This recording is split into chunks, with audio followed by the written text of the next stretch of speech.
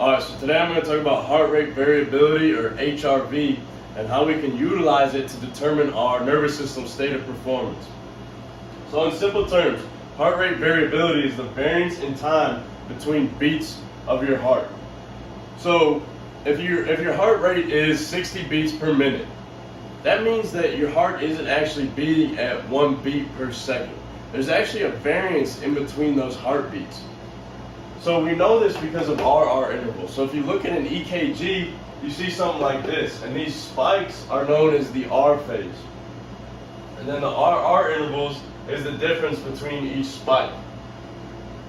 So to find HRV, we need to take the root mean squared of these successive differences between those beats. So for this example, between these RR intervals, this one would be 859 milliseconds.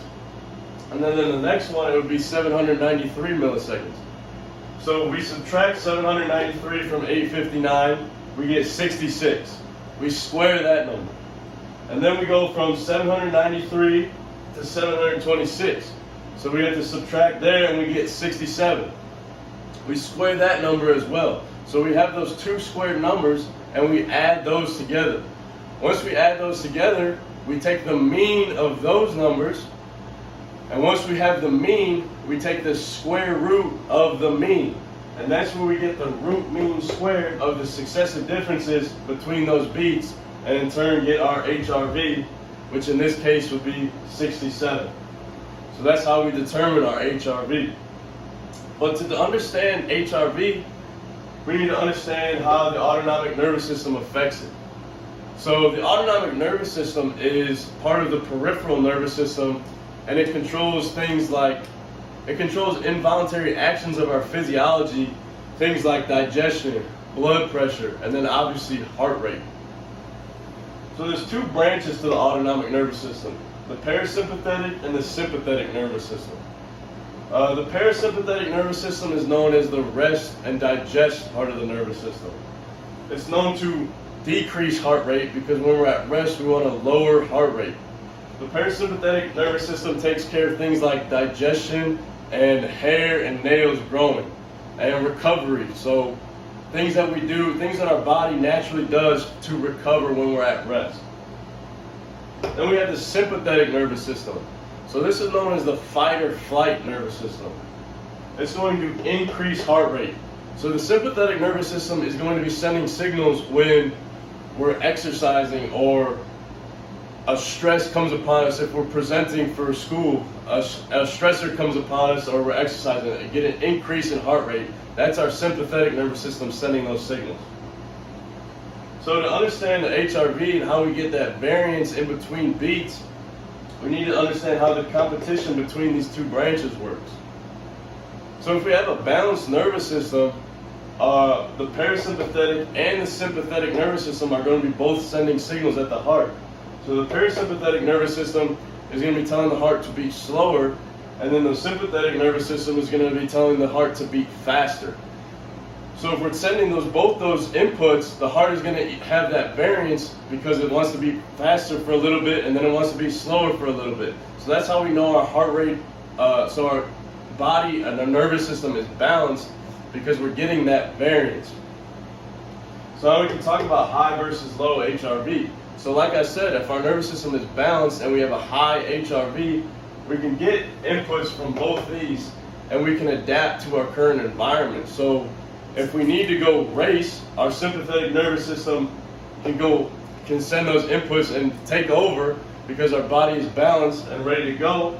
And if we need to digest some food if we're eating, the parasympathetic nervous system can take over that and lower our heart rate. But if we have a low HRV, that's not necessarily good, because a low HRV, when we're at rest, it means one of the nervous systems one of these branches is firing or sending signals at a stronger rate than the other branch. And in most cases, it's the sympathetic nervous system that's sending those signals. And this is bad when we're at rest, because when we're at rest, we want to recover.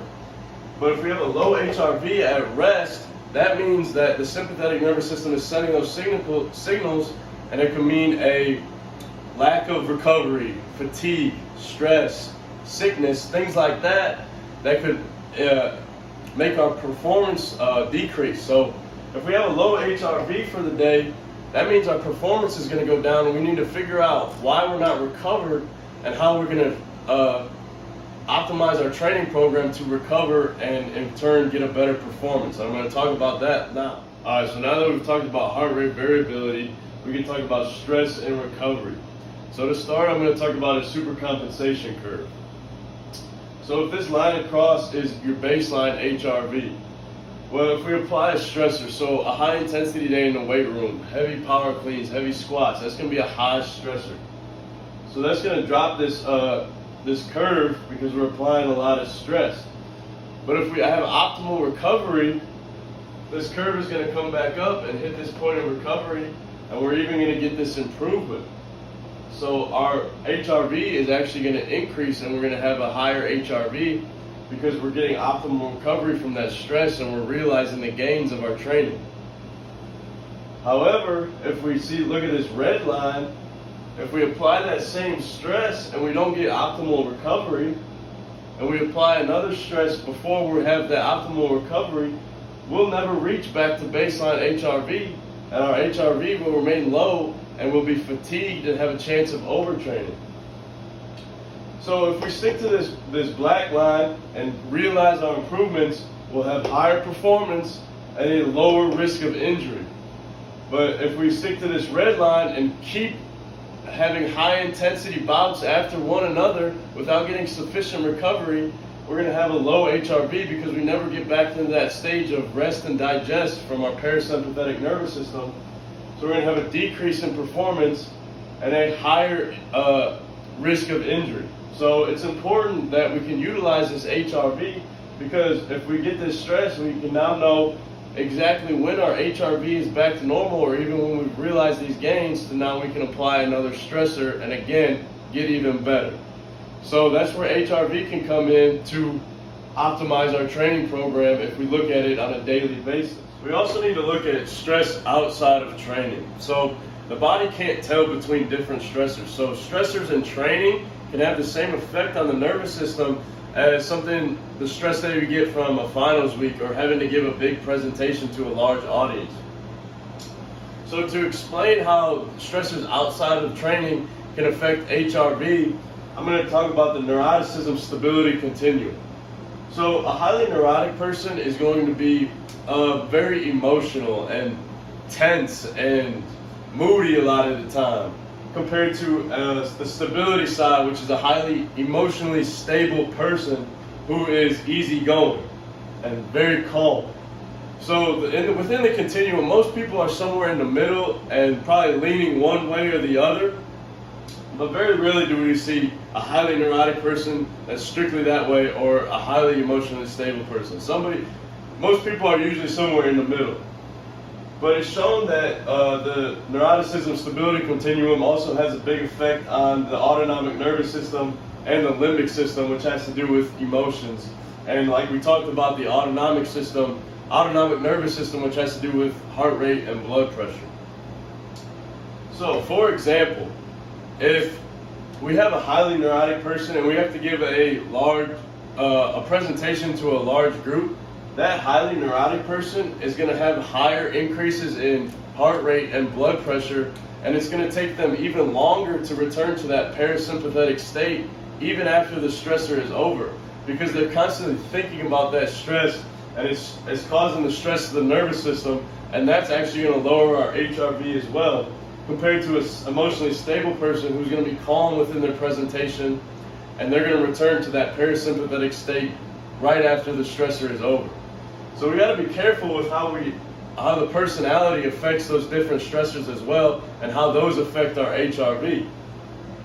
Because if we look at our overall HRV, if it's during finals week and we're also applying a high stressor in the weight room, like that's gonna make our HRV very low and make it very hard for us to recover optimally.